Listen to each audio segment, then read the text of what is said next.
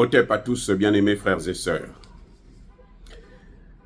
J'ai écouté sur les réseaux sociaux, sur la toile, j'allais dire, un certain nombre d'internautes qui vont vous dire que l'armée sud-africaine a des avions de guerre, de combat, des hélicoptères et autres, mais qu'elle ne peut pas utiliser parce que le Congo n'a pas d'argent pour acheter le carburant et autres. Mais attendez, soyons sérieux. Qui a dit que pour que vous ayez des armes, il faut avoir des cash, des devises en dollars, en euros, en ceci, en cela? Qui a dit ça? Ça dit que soutenir une telle thèse, c'est ne pas avoir la connaissance du fonctionnement d'un État. La France, là, Emmanuel Macron, là, la France est endettée, n'a plus d'argent. Et si elle veut faire la guerre, elle peut faire une guerre jusqu'à une certaine limite. La France. Parce qu'on peut lui emprunter de l'argent, c'est un État, l'État va rembourser. Ça, c'est un. Deux, l'avantage de Tshisekedi, de la République démocratique du Congo, c'est qu'elle a les matières premières. J'avais même proposé à l'époque que le président Tshisekedi puisse signer des accords avec la Chine et la Russie et l'Iran pour leur donner une bonne partie de ces mines-là, à l'est, qui sont convoitées par le Rwanda. Elle dit, ce sont mes mines, je signe un contrat avec vous, pendant 10 ans, 15 ans, vous exploitez ça, mais moi, je veux qu'il y ait la paix.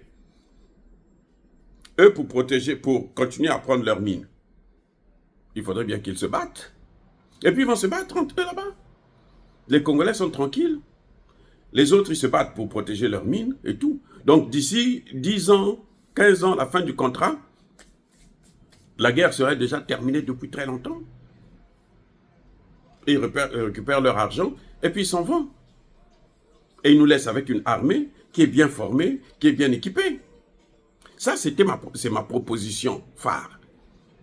Mais quand le problème, les grosses erreurs de Tshisekedi, c'est que il a un entourage, il est mal entouré.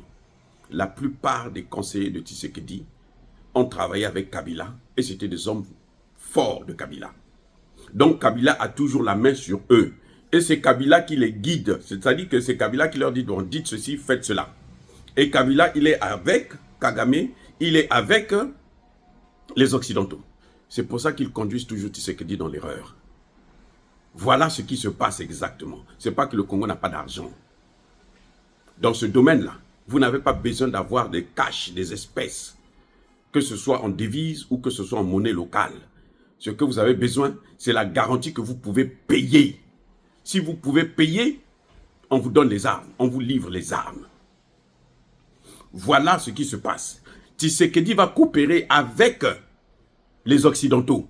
Mais les Occidentaux, ce sont ceux qui sont en train de faire la guerre là-bas. Donc, qu'est-ce qu'ils font? Ils bloquent, ils retardent. Regardez comment ça s'est passé hier. Le ministre des Affaires étrangères de la France est venu à Kinshasa. Mais il vient faire quoi? Dites-moi, il vient faire quoi? Vous voyez pas que c'est l'hypocrisie? Si j'étais à la place de Tshisekedi, je n'allais pas le rencontrer, qu'il rencontre mon ministre des Affaires étrangères ou mon premier ministre. Ma première ministre, je veux dire. Voilà ce que Tshisekedi devrait faire. Mais lui, il a préféré, lui-même, il doit avoir le temps pour rencontrer des imbéciles comme ça, là, ceux qui sont en train de nous tuer. C'est ça c'est le problème que Tshisekedi a. Il est mal entouré, n'a pas de bons conseillers. Un homme doit se faire respecter, et par les actes, pas par des mots. Non, nous allons faire la guerre. Non, nous sommes capables de ceci. Non, nous sommes combattants. On s'en fout de ça. Le faire, c'est la meilleure façon de dire. Je ne vois pas pourquoi Tshisekedi va recevoir un piètre ministre des Affaires étrangères, alors qu'il est dans des problèmes, causés par le pays de cet imbécile. Vous voyez pas qu'il y a quelque chose qui ne va pas? On a vu Tiani. L'autre, comment vous l'appelez? Anthony Blinken veut venir le rendre visite, veut venir parler avec lui. Tiani dit non, toi tu parles avec mon ministre des Affaires étrangères. Même pas le Premier ministre, le ministre des Affaires étrangères, je parle avec lui. Tiani l'a fait. Le ciel est tombé. La dame là, comment on l'appelle? Victoria Noland, secrétaire d'État adjoint aux Affaires étrangères. Elle est venue jusqu'à Niamey. 2 jours pour attendre un rendez-vous avec Tiani. Tiani dit, je ne la reçois pas. Moi, si quelqu'un veut me voir, ça va être le président Biden. Kabila avait fait ça. Kabila le père, pas le Rwandais. Non. Kabila le Congolais avait fait ça. Mounze, il avait fait ça. Et où? Il a fait ça ici aux États-Unis, à New York. On ne l'avait jamais foutu en prison. On ne l'avait jamais tué. On a pu venir à bout de lui, c'est vrai, parce que c'était lui-même qui était parti prendre les Rwandais, qui l'ont achevé, avec les Angolais, qui l'ont livré. Voilà le problème. Donc, Tshisekedi doit savoir quels sont ses vrais amis. Il doit apprendre maintenant à se faire respecter. Il devrait déjà commencer par changer tout son staff. Autour de lui, là. Tous ceux qui sont là, au moins 90%, ce sont des gens qui travaillent pour Kagame, pour la France. Donc, toutes les décisions qu'ils prennent, Kagame est au courant, Macron est au courant, Trump est au courant. Et puis, trouve un moyen pour contourner ça. On leur dit, bon, dites-lui ceci pour l'endormir. On lui dit ça. Ils l'ont étudié, ils vivent avec lui, ils sont avec lui. Donc, ils savent quels sont ses points faibles. Donc, cette histoire-là que le Congo n'a pas d'argent, c'est pour ça que les avions sud-africains ne volent pas, c'est faux.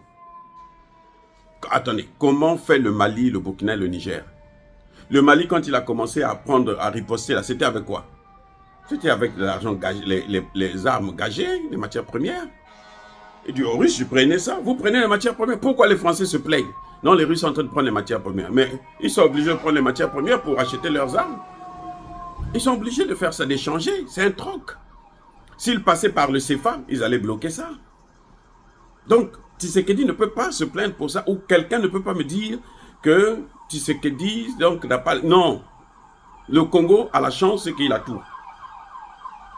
Tous les pays du monde le savent. Tshisekedi peut gager, leur donner... attendez. Vous avez des pays comme le Congo-Brazzaville. Le pétrole du Congo-Brazzaville, là, est déjà gagé. Le Congo ne reçoit rien. C'est pour ça qu'ils ont des difficultés. Le pétrole est gagé pendant, je ne sais pas, 20 ans, 50 ans. Donc, les autorités peuvent faire tout ce qu'elles veulent. Il n'y a rien, ils ne peuvent rien avoir. C'est pour ça qu'il y a la souffrance. Mais eux, ils ont gagé pour des causes inutiles. C'est-à-dire seulement pour s'enrichir. Eux-mêmes, ils sont riches, ils ont de l'argent. Et puis c'est tout, ça s'arrête là. Un État, comme le Congo, la RDC, ne peut pas dire que non. Personne ne peut dire non parce qu'il n'a pas d'argent, il ne peut pas faire ça. Non, c'est faux. C'est faux. Les amis, ce que vous voyez là, c'est que l'entourage de Tshisekedi, ce sont des criminels. Tout son entourage. Est-ce que, comme on dit chez nous en Afrique, on a travaillé de telle sorte qu'il soit faible devant eux? Je n'en sais rien. Parce que lui, il est entouré des pasteurs. Ces pasteurs-là ne valent absolument rien. Tu ne peux pas travailler avec... Tu as besoin des pasteurs. Mais les pasteurs sont faits pour prier.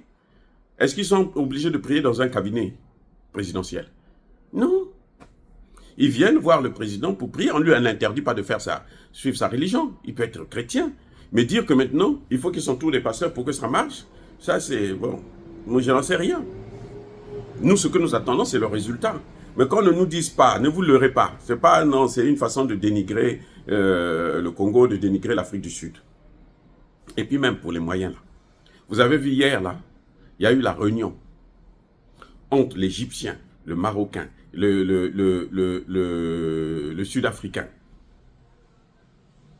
autour de la situation du Congo. S'il n'y a pas de moyens, l'Égypte peut donner les moyens. Le Maroc peut donner les moyens.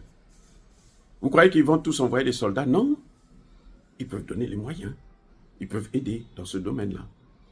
Maintenant, que veut Tshisekedi? C'est ça la vraie question qu'il faut poser. Qu'est-ce que fait Tshisekedi? Est-ce qu'il va décider de prendre les décisions qui s'imposent? Nous avons dit à Tshisekedi, va voir les Russes. On le dit, moi je le dis tous les jours. Ce n'est pas parce que les Russes sont les meilleurs ou quoi, mais parce que ceux qui sont en train de faire ça, ce sont les Occidentaux. Donc tu ne peux pas compter sur eux pour régler ton problème. Il faut se tourner vers l'autre pour que les deux maintenant s'affrontent. Et comme les Russes sont plus forts, ils l'ont montré en Ukraine, on n'aura pas de problème. Mais s'il ne part pas, soit il est complice, soit il est bête. Les amis, soyez bénis, abondamment bénis par le Dieu de Kémite et par nos ancêtres angélisés, mais que tous ceux qui persécutent le continent africain, le pillent et le déstabilisent, qu'ils soient noirs, blancs, chinois, arabes, juifs, indiens, ou qui qu'ils soient punis, maudits, foudroyés, neutralisés, écrasés, effacés par le Dieu de Kémite et par nos ancêtres angélisés. Vive l'Afrique éternelle, j'ai dit et... j'assume.